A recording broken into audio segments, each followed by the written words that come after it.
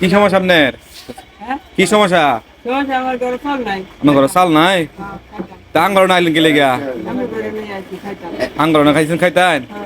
ওই যে আঙ্গর আমির ভাই আছে কালাদিন ইউনিয়নের আঙ্গর স্বেচ্ছাসেবক দলের নেতা। হ্যাঁ তো আবার মানুষের দান করে। খাবার নাই না, আমার ঘরে চাল নেই। কেন আমি আজকে যে তুই কিনা দিই পরে আবার পরে কি করবেন পরে কি খাবেন ঘরে আল্লাহ দিলা খাওয়াই দিছে। আজকে দেখি।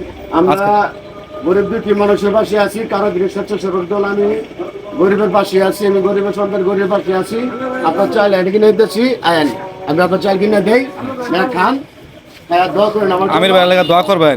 যান যদি যান চালের দোকানে যান। আপনারা ঘরে ডিমান্ড করুন। তো আমাদের আমির ভাই এই মহিলাকে আসলে এই গরিব অসহায় মানুষের পাশে দাঁড়ায়।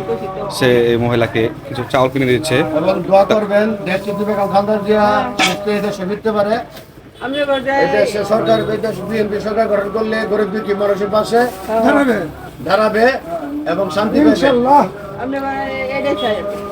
আমি এবং ঘরে এটাই চাই। আমার সামর্থ্য অনুযায়ী এই যে চাচি নেন এই যে আমাদের আমির ভাই যাই নেন চালটা নেন। সামর্থ্য অনুযায়ী আপনার দিলাম আপনি খান খায়া দোয়া করেন আমার জন্য হ্যাঁ দোয়া করুন আপনি কাছে বলবেন সুস্থ থাকেন এই দোয়া করে পুরা করে জন্মায় এন্ডারটা পুরা করে আল্লাহ। হ্যাঁ আপনার বাড়ি করে না আমি নামালাম গাটাই মানছে ভাই তা সবসময় কারো দেন নাকি আপনি? হ্যাঁ সবসময় কারো আছেন? আমার ছেলে সন্তান নাই? আমার দুইটা মেয়ে প্রতিবন্ধী একটা ছেলে আছিল বন্যে ফালক দিয়েছি জায়গা জমি নাই দেখে বুড়িয়া বেচালছি ও বেচা লাইছে।